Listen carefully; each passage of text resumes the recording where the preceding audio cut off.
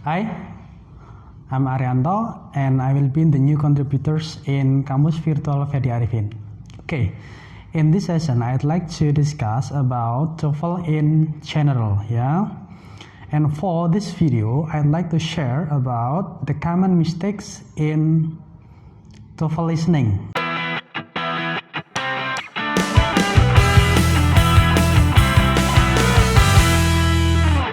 Oke, kita semua tahu bahwa TOEFL itu dibagi menjadi 3 jenis tes ya. Yang pertama adalah listening, yang kedua ada tes yaitu namanya structure and written expression, yang ketiga adalah tes yang namanya reading.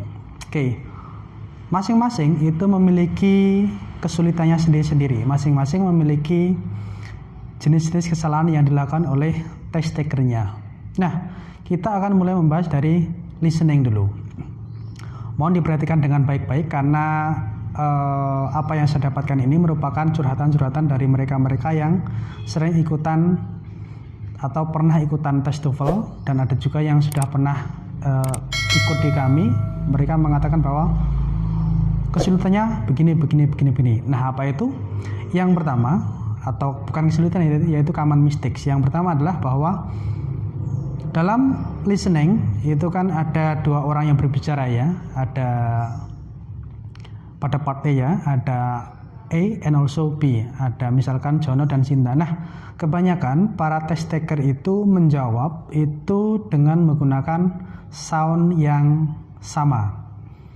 For example, if the second person itu mengatakan soundnya endingnya itu misalkan book, nah maka nanti most of test taker itu mengambil jawaban yang cenderung mirip dengan kata-kata book.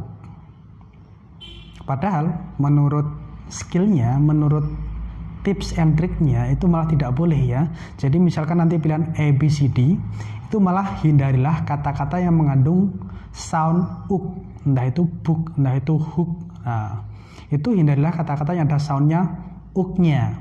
Jadi from A, B, C, and also D, nanti pilihlah jawaban yang bahkan tidak ada sound uk-nya. Nah, this is the first mistake. Jadi bagi sebagian orang yang belum pernah belajar mengenai TOEFL dan mereka mencoba mengambil tes TOEFL, maka kesalahan pertama seperti itu.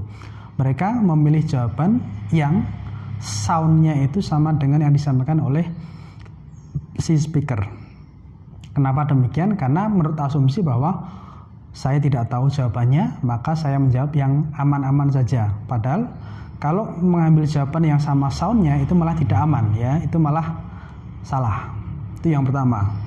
Kemudian yang kedua adalah the second common mistakes which is done by those who follow or those who take tests for the TOEFL is they try to understand everything in listening. Mereka mencoba memahami semua isi daripada listening tersebut. Nah, mulai dari part A, B, and also part C. Untuk part A sendiri, kalau kita mencoba memahami semua, mungkin masih bisa ditoleransi ya. Artinya begini, artinya dalam part A itu hanya ada 2 baris dari percakapan. Masih bisa ditoleransi, tetapi itu salah. Bukan salah ya, tetapi itu kurang tepat dalam strategi pengerjaan soal. Kenapa? Kalau dalam part A itu kita mostly hanya fokus kepada orang kedua. Itu part A. Apalagi nanti kalau masuk part B, if we are trying to understand everything, then it will ruin everything. Itu akan menghancurkan segala sesuatunya. Caranya bukan memahami semuanya, tetapi nanti ada trik-triknya, trik-trik pengerjaannya ya. Entah mungkin nanti dari trik menjawab mulai dari yang paling atas, entah nanti trik guessing question, tetapi trying to understand is not the answer ya. Trying to understand, mencoba memahami semua, itu adalah strategi yang keliru.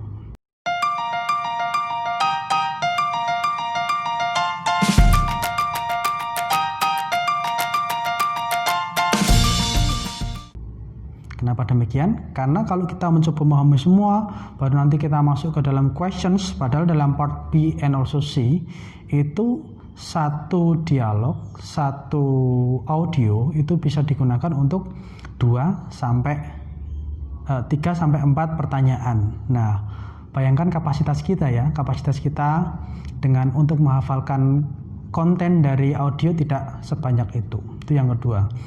Kemudian yang ketiga, most of test taker itu tidak fokus terhadap soal yang dihadapinya.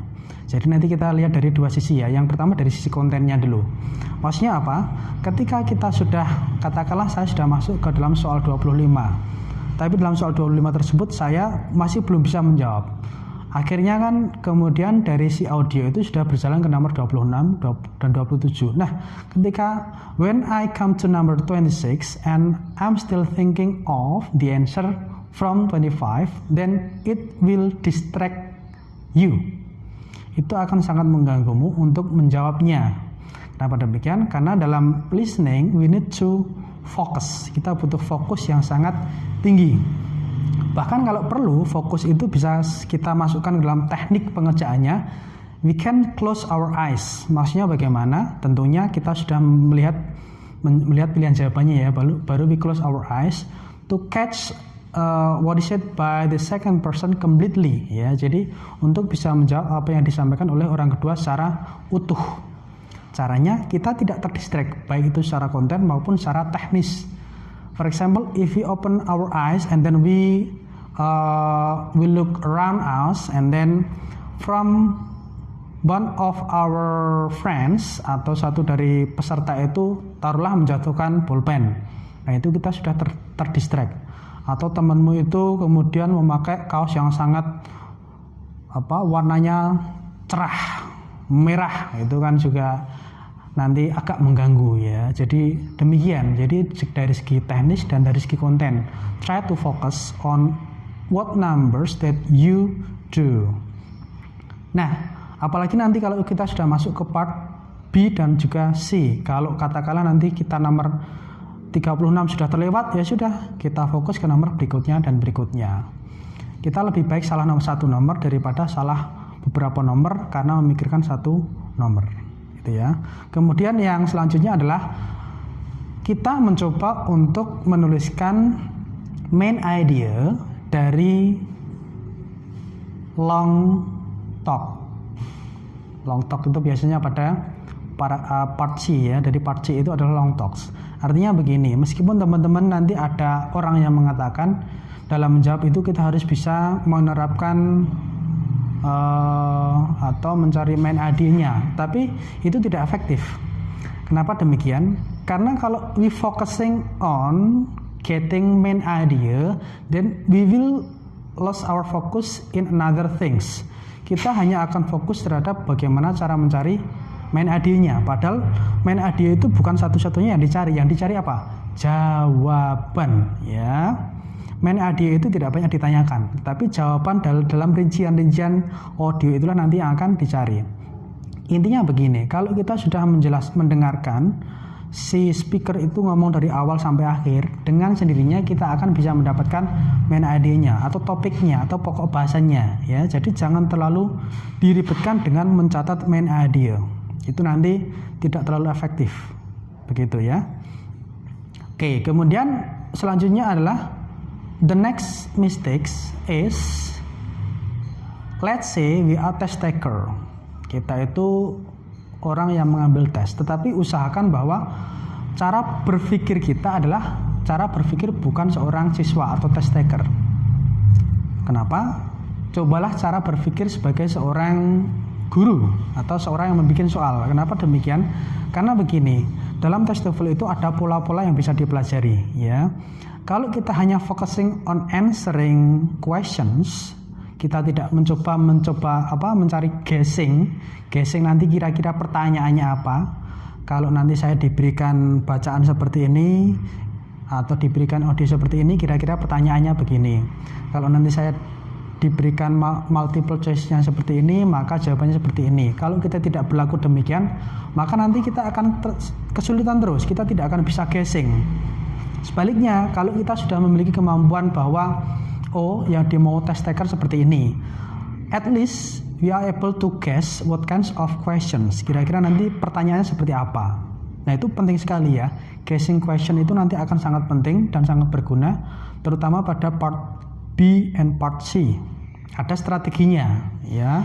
Kemudian yang terakhir adalah kemampuan note taking yang buruk. Nah, meskipun dalam listening itu secara literally you are not allowed to making any note, tetapi secara strategi kita boleh mencuri-curi waktu untuk menulis. Ya, terutama nanti pada bagian B dan C. Part B and also part C kalau Anda perlu ya. Kenapa demikian? Because in part B and also part C, there are several information that we need to accommodate. Satu audio itu bisa digunakan untuk 3 sampai 4 pertanyaan. Maka kalau kita hanya mengandalkan hafalan kita, itu nanti tidak maksimal. Caranya bagaimana? We create note, we make note. Wah, sangat mengganggu. Lah, mengganggu itu namanya kemampuan note taking yang buruk. Caranya bagaimana?